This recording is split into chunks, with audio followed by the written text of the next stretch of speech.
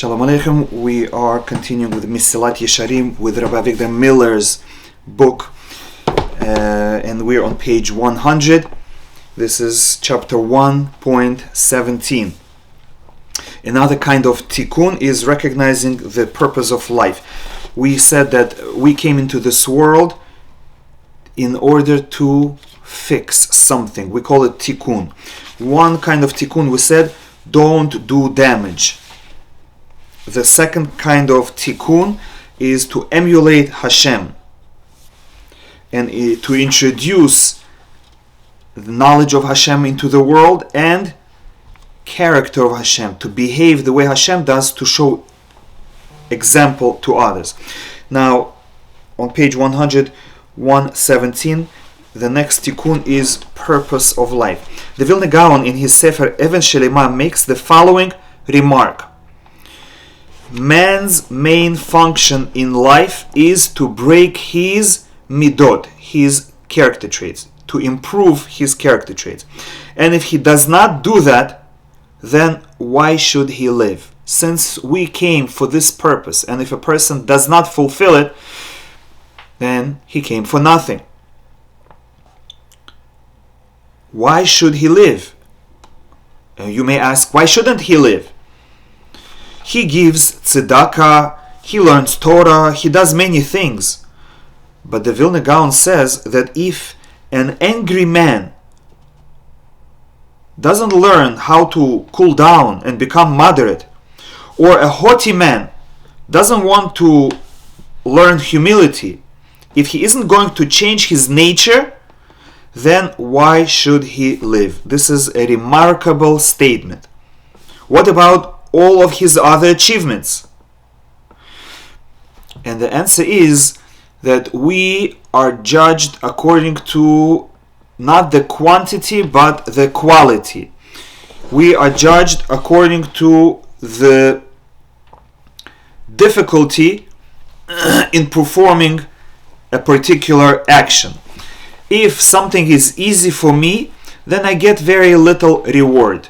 You can say that Hashem implanted in me the good trait. So there's no merit on my own. Hashem gave me a talent to be kind, to be patient, to be pleasant. And therefore, I cannot ask for reward because this is what Hashem gave me. And therefore, Hashem gives us a few things that are difficult for our own benefit. Those things that are difficult, if we overcome them, then we're going to get a lot of reward because they were difficult. But if a person runs away from difficult things in life, then he's picking up pennies relative to what he can be gaining, diamonds. A person for whom giving charity is easy, he may be giving a lot of charity, but it's an easy act for him. It's a good act, he should do it. But giving charity is easy for that particular man, and therefore the reward is relatively low. For some other person, giving charity is difficult. So for him, every time a poor person approaches, he almost has a heart attack, and he has to calm himself down and remember that Hashem is in charge of money, and he has to strengthen his emunah and force his hand into his pocket and take out a quarter and give it to the poor person. Such a man gets great reward for every quarter that he gives. So the first man might be giving charity, no problem, but he is angry, arrogant. And the other man might also be angry and arrogant a little bit, but he overcomes his greediness. Yes, he didn't overcome everything. He still has some haughtiness and some anger, but one difficult thing he achieved. And therefore, yes, he didn't fulfill his entire mission, but when he comes to Olam Haba, Hashem is going to say, you lived your life with a purpose. You achieved something precious. You overcame one character trait. Whereas this guy, he did mitzvot that were easy, and the difficult ones he avoided. And on the outside, they seem the same. They're both angry, they're both haughty, and they're both giving tzedakah. But for one of them, giving tzedakah is easy, now one of them is hard, and therefore there's a great difference between them. So Rabbi Miller says, the answer is, a person must achieve a transformation of character. The Torah says, this is an example how the Torah expects us to change our character. Ki tireh hamor sonacha, when you see the donkey of your enemy, and your enemy needs help to unload the donkey or to load it, you should help him unload it. Why does the Torah emphasize that it's your enemy's donkey? Why not if you see a donkey of a Jew, of your fellow? Like it says, V'ahavta l're'acha kamocha. You should love your fellow like yourself. Why doesn't it say here, if you see a donkey of your fellow? The Torah says no. Even if you see the donkey of your enemy. The Gemara answers, Kidei lachof et yitzro adiv, because it's more important to bend your nature. Yes, Hashem wants you to do the mitzvah of helping your friend. That's a mitzvah, to help a Jew. But it's a much greater mitzvah to help your Jew, your fellow Jew who is your enemy. That's much greater. You might be helping 100 friends, but when you go and help one enemy, you get more reward for it, because you have to overcome your nature. And the Vilna Gaon says that if your attitude is, that's how I am, don't bother me, then you have passed a sentence on yourself. Why should he live?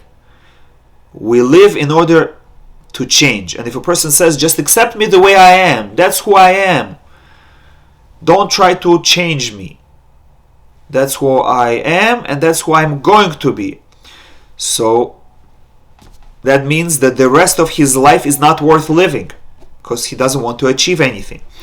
And now we go to page 101, chapter 1.18, the means. And the means by which a person can reach this goal, and the goal again is to receive ultimate pleasure which comes in the next world, and therefore this world is an opportunity to earn the eternal reward and eternal pleasure, infinite pleasure in the next world. The means by which a person can reach this goal is by doing mitzvot. Which mitzvot? Those which Hashem has commanded us to fulfill. This is very important, because people find it easier and more exciting to do things that are not obligatory. People say, oh, let me do this, let me do that. And you say, yeah, but you have other obligations. Yeah, it's okay, my obligations are going to wait. That's not interesting, that's boring. Let me do exciting things. I want to volunteer for this organization, and I want to do this, and I want to help this person. And you say, yeah, but you are ignoring your obligations that Hashem asked you to do. First do what Hashem asked you, and then do. For example, there are some ladies, не про нас будет сказано, who want to learn Gemara and put on tefillin and pray with a minyan. Okay, these are nice things, but you ask them, but did you get married yet? And she says, no, it's okay. I want to come close to Hashem. I want to learn Gemara and put on tefillin, pray with a minyan. And you say, yeah, but Hashem wants you to get married, have children, raise the children on the right path, take care of your household, of your husband. And she says, yeah, that's going to wait. First I want to do for myself. Oh, so you don't want to come close to Hashem. You want to just do what you want. If you want to come close to Hashem and earn eternal reward in the next world, first do what Hashem is asking you. And then run for extras. And the same, even more, applies to men who run to do extraneous, extracurricular activities at the expense of basic obligations. There are two kinds of mitzvot, Rabbi Miller says. There are the mitzvot that are in the Torah, and there are mitzvot that are in our mind, in the intellect, which means certain principles are binding because they are intellectually imperative and therefore do not need to be derived from the Torah itself. Hashem created the world and He put us in it, and He gave us a mind that He designed. And our mind works according to logic, and we look at the world and we can figure out what needs to be done. Certain things are proper, it makes sense, and we therefore are obligated to follow our own logic. And we sometimes feel that something is wrong. We don't know why. And then we find out that yes, that's the wrong thing to do, or it feels right. Even though we didn't read it anywhere, but we feel it's right. And then we ask advice and they say, yes, this is the right thing to do. The Gemara asks, if there is a scriptural source for the fundamental legal principle, hamotzi michavero alav haraya. Yeah, you can call it intuition, logic, common sense. Does it make sense that if you demand something from your friend, you have to bring proof that he owes it to you? Is that a logical principle that Talmud says? Hamotzi michavero alav haraya. If I want my friend to pay, I have to prove that he owes me. And the Gemara suggests a source from the Torah, but then rejects it, even the necessity of the source, and says, why do I need a verse from the Torah to prove it? It is simple logic. From there we learn that anything that can be derived by logic alone is sufficient to obligate us. And we don't need the Torah to tell us that it is required. And therefore, most mitzvot the Torah gives us are something that we wouldn't even think about. For example, the Torah says, don't curse a deaf person. Don't curse a person who cannot hear you. Now, with our intellect, we might not have come up with such a prohibition, because we might say, if the person doesn't hear my curse, then it shouldn't bother him. What did I do wrong? I said a bad word, but he didn't hear me, so I didn't hurt him. And the Torah says, no.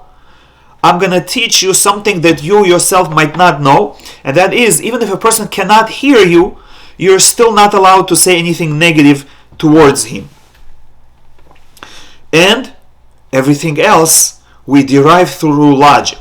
Of course, if I cannot curse even a person who cannot hear me, then certainly I cannot curse a person who can hear me. But the Torah doesn't need to tell me, don't curse somebody who can hear you. Of course, that's obvious. I shouldn't hurt people. I shouldn't call them names if they hear me. The Torah gives us something we wouldn't think about, and that is, don't curse even a person who cannot hear you, even behind his back.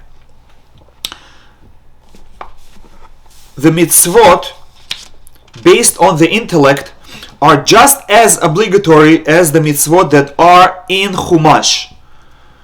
This is what the verse means. Your commandment is exceedingly wide. This is a verse in Tehillim.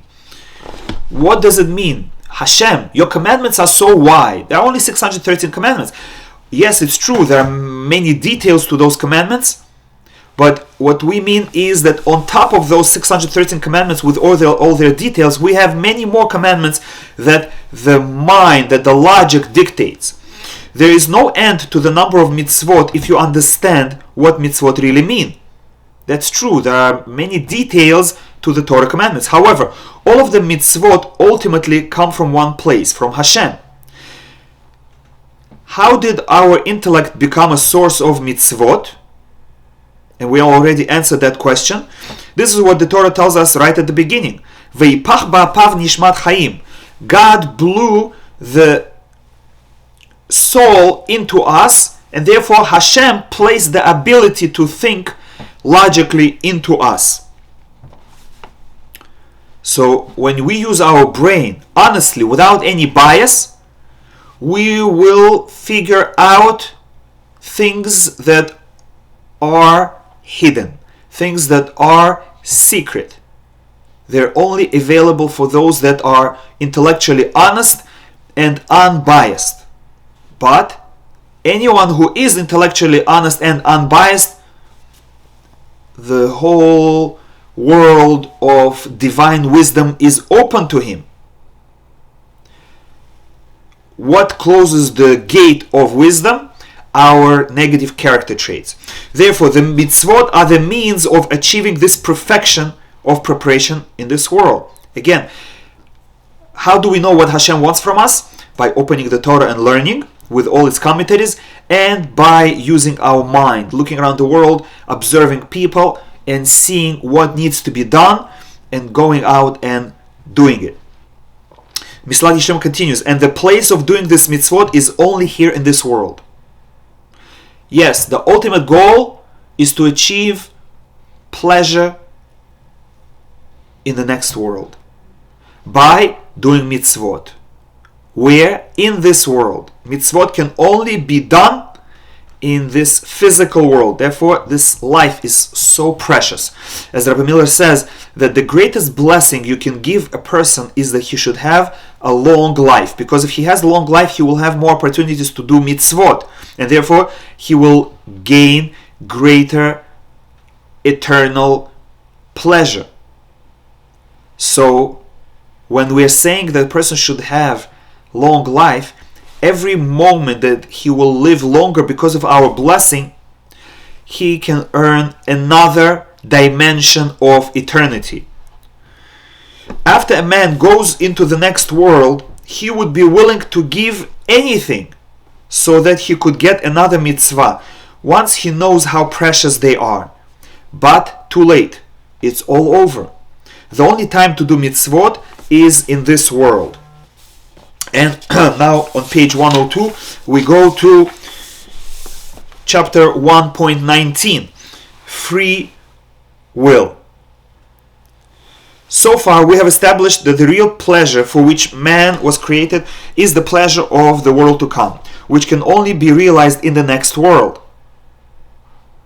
and which can only be achieved by means of the mitzvot, of commandments, which can only be performed in this world. Well, without this world, there is no entering into the next world, the world to come. So that's the answer for the question, why couldn't Hashem just create the spiritual world where the souls of people would just enjoy pleasure? So that's what we say, without this world, there is no entering the world to come, because the only reward we get in the next world, the only pleasure we can feel, is what we earned in this world. And why can't Hashem create a spiritual world where you can get things for free without earning them? And the answer is that any pleasure that you didn't deserve, you don't enjoy as much as the pleasure that you did earn. Because one of the greatest pleasures that we have is the feeling of independence. That I independently earned my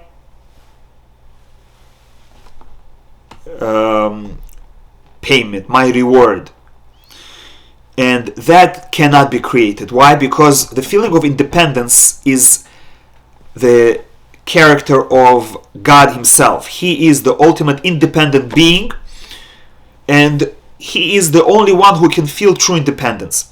He blew into us the neshama, the soul, and He gave us part of Himself. That part of Himself is the ability to earn one's own reward, to feel independence. Although we are all in Hashem's mind, and it's all at the end of the day is designed by Him, and He's running everything, but still we gain the feeling of independence, and that is irreplaceable and cannot be created without our involvement. So without this world, there is no entering the world to come for ultimate pleasure. That is why souls before they are born are not capable of entering Olam Haba because they were created. They didn't do anything on their own. They would not enjoy, they would not appreciate Olam Haba. They would be embarrassed that they, doing nothing, are just sitting there and passively accepting reward that they didn't earn. They must be born, and it is only through the path of this world that one can enter the world to come. It is not merely being in this world that prepares one for the existence in the life to come. Just passing life, passing time, doesn't earn you the next world. The mitzvot that are given in this world for us to achieve are the means by which we are prepared and we're made eligible for Olam Haba. There are two ways to gain Olam Haba. Either by putting in effort and doing mitzvot or overcoming your character traits, improving your character traits, or experiencing suffering. And you choose. Some people are born with disabilities, or unfortunately something happens that they gain disabilities. And that itself, the disability itself, the pain, the suffering, and the humility that the person gets from this disability will get him Olam Haba. Or, on a positive note, you can replace that with your effort. And if you are running around and doing positive acts and controlling your character, you are gaining Olam Haba. But if you just sit and enjoy life, do nothing to improve the world, to improve yourself, and everything is going well for you, the Chachamim, our sages, say that such a person should be concerned that he is losing his Olam Haba. Every day that passes, he loses opportunity to get another portion of Olam Haba because he didn't do anything to earn the Olam Haba that corresponds to that time in his life. As Mesilat Yesharim has explained, the place where these mitzvot are available is only this world.